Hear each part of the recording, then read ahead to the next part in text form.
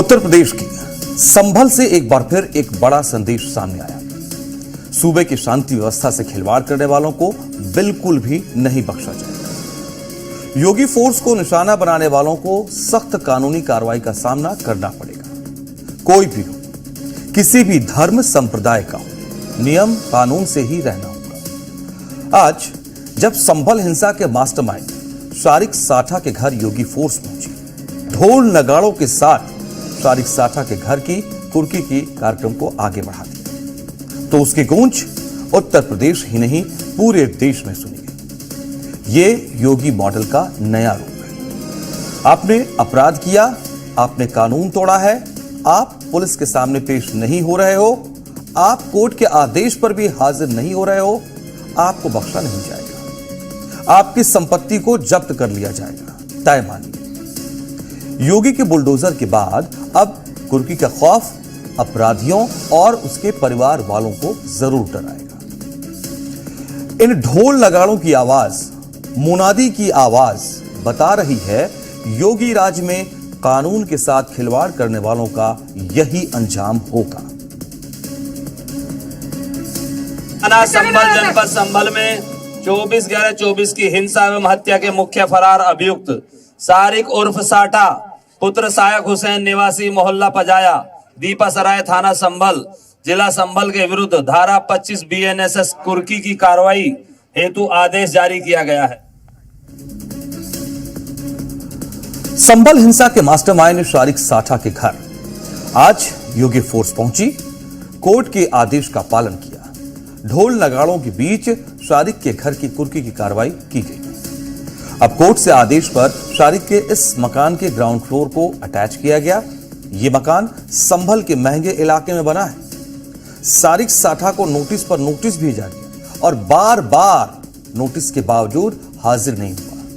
वो लगातार फरार चल रहा है और इसी को देखते हुए आज संभल में यह बड़ी कार्रवाई की गई। बताया तो यहां तक जा रहा है कि वो ISI के शहर दुबई में छिपा बैठा है, वहीं से वो अपना पूरा क्राइम नेटवर्क चला रहा है। आप योगी फोर्स की तैयारी देखिए। संभल के नखास इलाके में बुधवार सुबह लगभग 11 बजे 5 थानों का भारी पुलिस बल तैनात कर दिया गया। शारिक साठा की संपत्ति पर एक्शन को लेकर पूरा इलाका छावनी में तब्दील रहा। मौके पर SSP उत्तरी कुलदीप सिंह, असमोली CO कुलदीप कुमार, तहसीलदार संभल धीरेन्द्र प्रताप सिंह, लेखपालों समेत कई अफसर मौके पर मौजूद रहे। पुलिस प्रशासन ने कुर्की की प्रक्रिया के लिए सभी तैयारी पूरी की और क्षेत्र में डुगडुगी बजाकर सार्वजनिक सूचना दी। कोर्ट ने संभल हिंसा के मामले में कानूनी कार्रवाई के तहत शारिक साठा की चल और अचल संपत्तियों के लिए कुर्की वारंट जारी किए हैं। यह कार्रवाई फरार आरोपी के खिलाफ भारतीय नागरिक सुरक्षा संहिता यानी BNSS की धारा 84 के तहत की गई। शारिक साठा का भगोड़ा घोषित किया जाना यह तय था पहले से कि ऐसा होगा और फिर संपत्ति कुर्क करने का आदेश जारी हो जाना। उसकी दूसरी संपत्तियों का पता लगाने के लिए भी पूछताछ चल रही है और अब तक शारिक साठा की 2,31,00,000 की संपत्ति संभल पुलिस केवल जब्त कर चुकी है। आप समझ रहे हैं, केवल एक जगह की यह बात है। जरा ग्राउंड रिपोर्ट समझिए और देखिए। महिला पत्थरबाजों ने पत्थरबाजी की, शारिक साठा के गुर्गों ने पुलिस पर फायरिंग की और आज उसकी संपत्ति को कुर्क किया जाएगा, जिसके लिए वो टीम यहां पर जरारे लगातार मुनादी कराते हुए टीम पहुंच रही है। शारिक साठा दुबई में छुपा हुआ और सबसे बड़ी बात है पाकिस्तानी खुफिया एजेंसी ISI के इशारे पर वो काम करता था, कई गाड़ियां चोरी करता था और उसके खिलाफ दिल्ली और संभल के अंदर कुल 69 मुकदमे दर्ज हैं। लेकिन आज वही गलियां जहां पर शारिक साठा की तूती बोलती थी, उससे सब लोग डरते थे। आज उन्हीं गलियों में पुलिस की टीम यहां पर घूमते हुए उसके घर पहुंच रही है, जहां उसके संपत्ति को कुर्क किया जाएगा। तो जिस शारिक साठा के गुनाहों का हिसाब योगी की पुलिस कर रही है, वो कोई मामूली अपराधी नहीं है। शारिक साठा का लंबा चौड़ा आपराधिक रिकॉर्ड है। 24 नवंबर 2024 को संभल में जो हिंसा हुई, शारिक साठा उसका मास्टरमाइंड भी है। शारिक साठा पर यह आरोप है कि उसने दुबई में बैठकर ही ये सब करवाया। उसने वहीं से अपने गुर्गों की मदद से संभल में हथियारों की सप्लाई कराई। इन्हीं हथियारों से 24 नवंबर 2024 की हिंसा के दौरान पुलिस पर गोली भी चलवाई गई थी। पुलिस ने साठा गैंग से जुड़े आरोपी गुलाम से एक 9mm पिस्टल और 32 बोर की 2 पिस्टल सहित 3 विदेशी पिस्टल बरामद की। 3 विदेशी कारतूस सहित 9mm, 12 बोर, 315 बोर और .22 mm के 15 कारतूस बरामद किए गए। तो बरामद कारतूसों में एक चाकोसला बाकिया, एक ब्रिटेन का बना हुआ कारतूस है और जर्मनी मेड 20 कारतूसों का डिब्बा बरामद हुआ। तो इससे पहले संभल पुलिस हिंसा वाले घटनास्थल से पाकिस्तान में और अमेरिका मेड कारतूस भी बरामद कर चुकी है। शारिक साठा मूल रूप से संभल के दीपासराय का रहने वाला है। शारिक साठा पर हत्या और रंगदारी के 69 मामले दर्ज हैं, जिनमें पुलिस उसकी तलाश कर रही है। शारिक ने संभल से लेकर दिल्ली तक कई अपराधों को अंजाम दिया है। शारिक को इंटरनेशनल ऑटो लिफ्टर गैंग का सरगना भी बताया जा रहा है। उसे एक साल में करीब 500 गाड़ियां चोरी करने वाले गैंग का सरगना कहा जाता है। वो दुबई से अपना नेटवर्क संचालित करता है। अपने गुर्गों के जरिए भारत में बड़ी वारदातों को अंजाम दिलाता है। यूपी पुलिस की जांच में पता चला है कि वो चोरी की गाड़ियों के बदले नॉर्थ ईस्ट बॉर्डर से हथियार मंगवाता था, जिन्हें वो देश भर में सप्लाई करता था। शारिक साठा के खिलाफ ताजा एक्शन 24 नवंबर 2024 संभल हिंसा मामले को लेकर हुआ। पुलिस ने शारिक के खिलाफ रेड कॉर्नर नोटिस भी जारी कर रखा है और यह बताया जाता है कि शारिक को दुबई भगाने का प्लान आईएसआई ने तैयार किया था। दुबई में बैठा गैंगस्टर शारिक साठा डी कंपनी से जुड़ा हुआ भी बताया जाता है। नवंबर 2024 में संभल जामा मस्जिद के सर्वे के विरोध में हुए बवाल के लिए शारिक साठा को मुख्य साजिशकर्ता माना गया। उसके खिलाफ बीएनएस की धारा 209 के तहत 3 रिपोर्ट दर्ज की गई। और आपको बता दें, संभल हिंसा में फायरिंग, आगजनी और पथराव के बीच 4 लोगों की मौत हुई थी।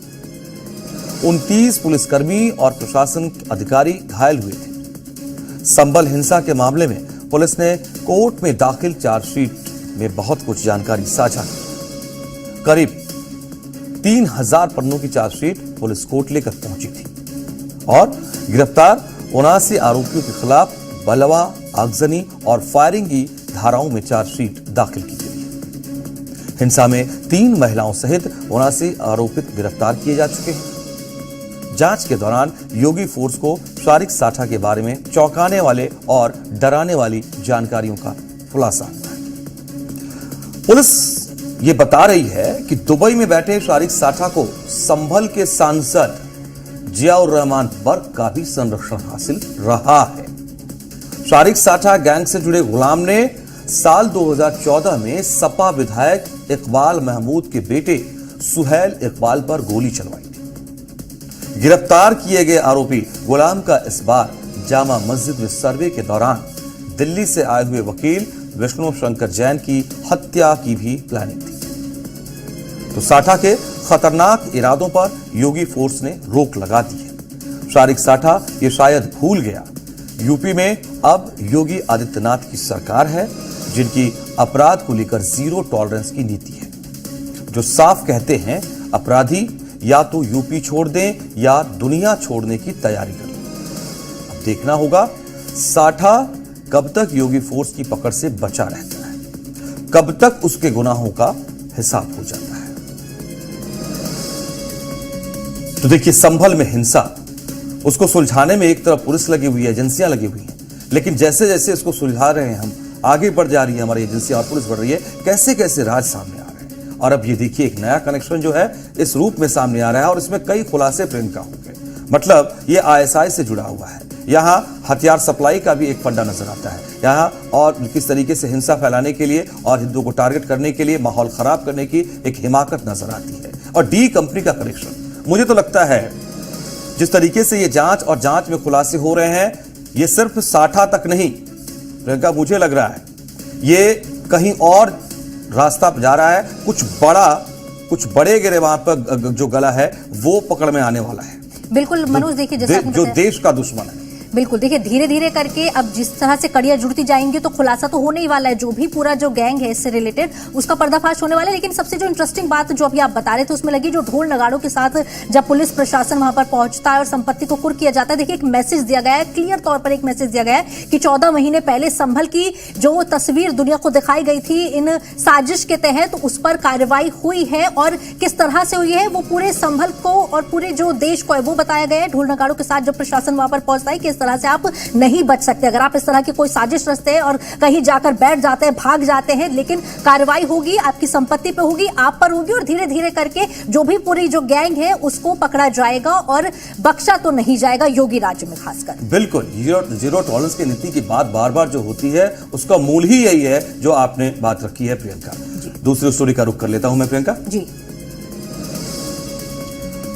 प्रयागराज में गंगा स्नान और माघ मेले की पवित्र परंपरा के बीच उठा एक प्रशासनिक सवाल और अब यही सवाल व्यापक धार्मिक और वैचारिक टकराव में बदलता दिखाई दे रहा है। स्वामी अविमुक्तेश्वरानंद सरस्वती के नाम के आगे शंकराचार्य लिखे जाने पर प्रशासन द्वारा स्पष्टीकरण मांगे जाने को संत समाज ने परंपरा में हस्तक्षेप के रूप में देखा, जिसके चलते प्रयागराज से हरिद्वार की हर की पैड़ी तक आक्रोश फैल गया।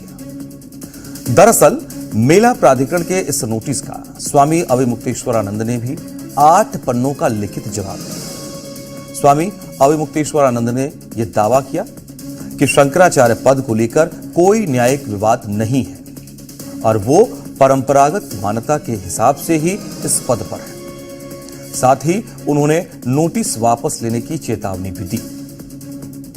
स्वामी अविमुक्तेश्वरानंद का यह भी आरोप है कि माघ मेले के दौरान उन्हें और उनकी पीठ को अपमानित किया गया, तो दूसरी ओर हरिद्वार में प्रदर्शन कर रहे साधु संत प्रशासन पर अभद्र और बर्बर व्यवहार का आरोप लगाते हुए इसे सनातनी आस्था पर सीधा प्रहार बता रहे हैं। हालांकि इस पूरे विवाद में संत समाज भी एकमत नहीं है। जगत गुरु रामभद्राचार्य द्वारा अविमुक्तेश्वरानंद को गलत ठहराए जाने से मतभेद और स्पष्ट हुआ। यानी कुल मिलाकर यह मामला अब सिर्फ एक उपाधि या नोटिस का नहीं दिख रहा है, बल्कि प्रशासनिक अधिकार, धार्मिक परंपरा और संत समाज की आंतरिक असहमति जैसे जटिल सवालों को सामने लाता दिख रहा है। फिलहाल इसके शांत होने के संकेत भी नजर नहीं आ रहे हैं। यह विवाद 18 जनवरी को मौनी अमावस्या स्नान पर स्वामी अविमुक्तेश्वरानंद सरस्वती को रथ पर सवार होकर मेला क्षेत्र में आने से रोकने से शुरू हुआ। आरोप यह भी है कि स्वामी अविमुक्तेश्वरानंद सरस्वती के समर्थकों को पुलिस ने पीटा, जबकि स्वामी अविमुक्तेश्वरानंद अपने समर्थकों के साथ धरने पर बैठे हैं। उनकी तरफ से यह तर्क और इस बवाल के बीच लोगों के जहन में सवाल ये उठ रहे हैं, स्वामी अविमुक्तेश्वरानंद के शंकराचार्य होने या न होने की सच्चाई क्या है। और यह जानने से पहले जानिए कि देश में कितने मठ हैं और इनके शंकराचार्य कौन हैं, ताकि आपको इस ताजा विवाद को समझने में आसानी हो। तो ज्योतिर्मठ उत्तराखंड, भारत में 4 प्रमुख मठ हैं जिनकी स्थापना आदि शंकराचार्य ने देश के चारों दिशाओं में की थी। उत्तर भारत के उत्तराखंड के चमोली जिले में ज्योतिर्मठ है और इसके वर्तमान में शंकराचार्य स्वामी अविमुक्तेश्वरानंद सरस्वती है। हालांकि इनके ही शंकराचार्य को लेकर विवाद बना हुआ है। अन्य मठों के शंकराचार्य इनको शंकराचार्य नहीं मानते। इनके शंकराचार्य बनने को लेकर सुप्रीम कोर्ट में केस चल रहा है और इन्होंने अपने गुरु के निधन के बाद खुद को शंकराचार्य घोषित कर लिया। दूसरे मठ की बात करते हैं, शारदा मठ, जो गुजरात में है। यह मठ गुजरात के द्वारका में स्थित है और इसके अलावा कश्मीर के शारदा गांव में एक प्राचीन ज्ञान केंद्र भी है जो इससे कनेक्ट है। साथ ही केरल में श्री नारायण गुरु और कोलकाता रामकृष्ण मठ से भी संबंधित मठ है। यह विद्या की देवी सरस्वती को समर्पित मठ है और आध्यात्मिक शिक्षा और सेवा प्रदान करते हैं। शारदा मठ के शंकराचार्य स्वामी सदानंद सरस्वती है। तीसरे मठ का जिक्र करें, गोवर्धन मठ। जो ओडिशा में है।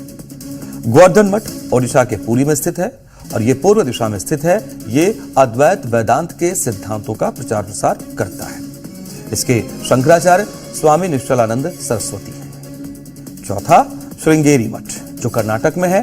श्रृंगेरी मठ कर्नाटक के चिक्कमगलुरु जिले के तुंगा नदी के किनारे स्थित है और इसे श्रृंगेरी शारदा पीठम भी कहते हैं। इसके शंकराचार्य भारतीय तीर्थ पीठ हैं। ये भी अपना अहम स्थान रखता है। अब समझिए कि अविमुक्तेश्वरानंद द्वारा खुद को शंकराचार्य बताए जाने से नाराज सरकार के अधिकारियों का क्या तर्क है। प्रयागराज माघ मेला प्राधिकरण की तरफ से स्वामी अविमुक्तेश्वरानंद को मंगलवार को नोटिस भेजा गया था। अब नोटिस में क्या कहा गया वो जानिए। आप कैसे खुद को ज्योतिष पीठ के शंकराचार्य के रूप में पेश कर रहे हैं, जबकि यह मामला पहले से ही सुप्रीम कोर्ट में है। वहीं अब मेला प्राधिकरण के इस नोटिस का स्वामी अविमुक्तेश्वरानंद की तरफ से जवाब भी आ गया। तो दूसरी तरफ अविमुक्तेश्वरानंद को नोटिस देने वाले अधिकारियों का कहना है कि सुप्रीम कोर्ट के आदेश के तहत शंकराचार्य का प्रोटोकॉल देने का कोई प्रावधान नहीं है और इससे पहले भी उन्हें माघ मेले में कभी भी शंकराचार्य के रूप में सुविधा नहीं दी गई है। अब आपको यह भी जानना चाहिए कि स्वामी अविमुक्तेश्वरानंद के गुरु यानी ज्योतिर्मठ के शंकराचार्य रहे स्वामी स्वरूपानंद सरस्वती ने भी उन्हें कभी अपना उत्तराधिकारी नहीं बनाया था। हमने आपको पहले बताया उनके निधन के बाद इन्होंने खुद को शंकराचार्य घोषित किया। तो जगत गुरु शंकराचार्य स्वामी स्वरूपानंद सरस्वती के निधन के बाद अविमुक्तेश्वरानंद ने खुद अपने आप को शंकराचार्य घोषित किया। अभी हमको नहीं कहा है कि हम शंकराचार्य नहीं हैं या उसके रूप में कार्य नहीं कर सकते या अपने नाम के साथ शंकराचार्य शब्द नहीं लगा सकते। अभी हमको नहीं कहा है कि हम शंकराचार्य नहीं हैं या उसके रूप में कार्य नहीं कर सकते या अपने नाम के साथ शंकराचार्य शब्द नहीं लगा सकते।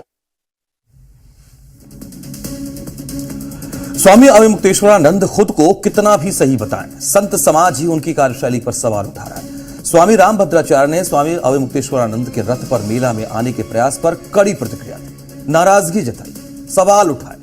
रामभद्राचार्य का कहना है कि रथ या पालकी पर बैठकर संगम स्नान के लिए जाना शास्त्रों के अनुसार सही नहीं और इसे शास्त्रों के विरुद्ध बताया। उन्होंने स्पष्ट कहा रथ से गंगा घाट तक जाने का प्रयास सही नहीं था और संतों को पैदल स्नान के लिए जाना चाहिए।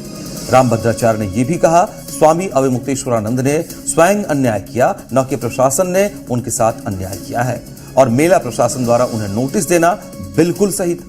यानी साफ है कि रामभद्राचार्य ने अपने बयानों में विवाद के प्रशासनिक और धार्मिक दोनों पक्षों पर अपना संतुलित पक्ष रखा और स्वामी अविमुक्तेश्वरानंद के पक्ष को गलत बताया। अन्याय हुआ है। कौन कर रहा है? मुक्तेश्वरानंद। नहीं, अन्याय उनके साथ नहीं हुआ, उन्होंने अन्याय किया है। नियम ये होता है कि हम लोग भी, मैं तो जगत गुरु हूँ, वो तो अभी जगत गुरु भी नहीं है। नियम ये है कि गंगा तक रथ से नहीं जाया जाता। जब पुलिस ने रोका था उनको कि आप मत जाइए, हम लोग स्वयं संगम में पैदल जाते हैं, तो अन्याय उन्होंने किया था। और अब देशकाल की तीसरी स्टोरी के बारे में आपको बताते हैं।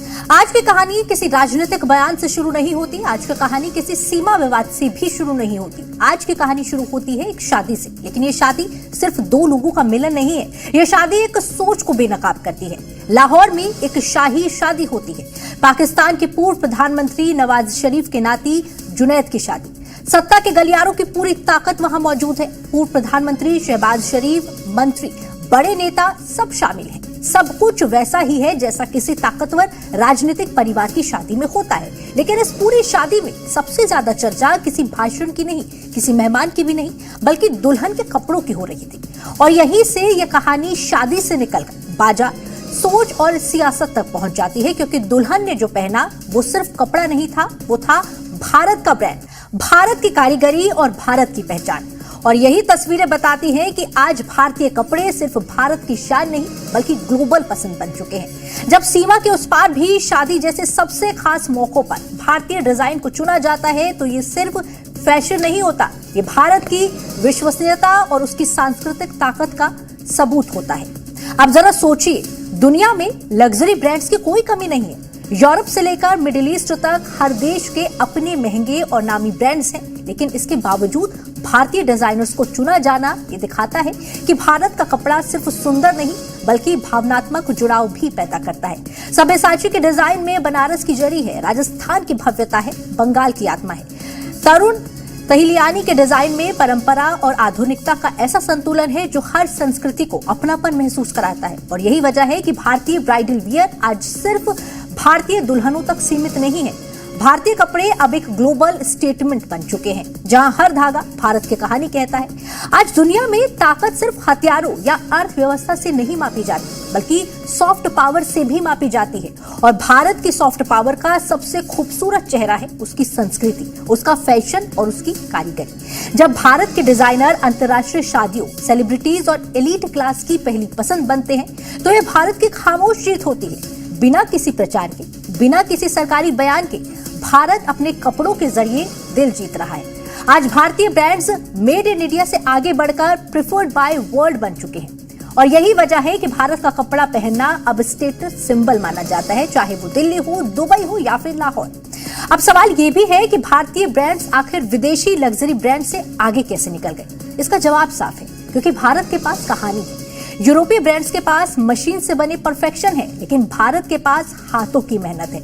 भारत के पास वो कारीगर हैं जिनकी कला पीढ़ियों से चली आ रही है। भारत का फैशन सिर्फ दिखावा नहीं बल्कि विरासत है। यही वजह है कि आज भारतीय ब्राइडल आउटफिट्स की कीमत सिर्फ पैसों से नहीं बल्कि उसकी वैल्यू से तय होती है।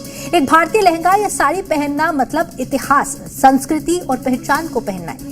यही कारण है कि भारत के ब्रांड्स आज विदेशी लग्जरी पर भारी पड़ रहे हैं। तो इस पूरी कहानी का नतीजा क्या है? नतीजा यह है कि भारत अब किसी से पीछे नहीं है। भारत अब फैशन में भी लीडर है। भारत के डिजाइनर अब सिर्फ देश के नहीं बल्कि दुनिया के डिजाइनर हैं। आज भारतीय कपड़े सरहदों के पार हैं, दिल जीत रहे हैं और ये साबित कर रहे हैं कि असली लग्जरी वही होती है जिसमें आत्मा हो।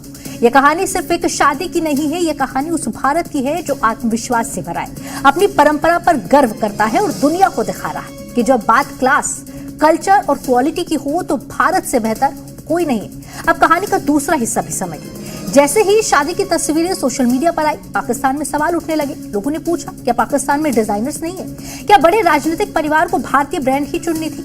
कुछ लोगों ने नाराजगी जताई, कुछ ने मरियम नवाज को भी निशाने पर लिया, क्योंकि उन्होंने भी भारतीय डिजाइनर अभिनव मिश्रा का लहंगा पहना था। लेकिन यही एक और सच्चाई सामने आती है, भारत को अपनी ताकत साबित करने के लिए नारे लगाने की जरूरत नहीं है। भारत का बाजार खुद बोलता है। जब दुश्मनी की राजनीति करने वाले देश के सबसे बड़े घराने की शादी में भारतीय डिजाइन पहने जाए तो ये अपने आप में सबसे बड़ा बयान बन जाता है।